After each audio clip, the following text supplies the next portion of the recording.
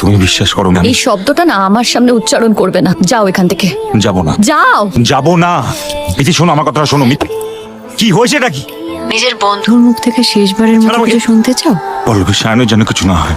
চাই না, বিশ্বাস করো আমি চাই না কারোর কোনো ক্ষতি করতে, কিন্তু সে প্রথম দিন থেকে তোমার আর আমার মধ্যে ঢুকেই চলেছে। কি চাও পল্লবী? তুমি তো জানো অরিন্দম আমি কি চাই। ভোর অব্দি এখানেই আছি, ওয়েট করছি তোমার জন্য। সাবধানে এসো। আর যদি না আসি? ফোনটা চেক করো।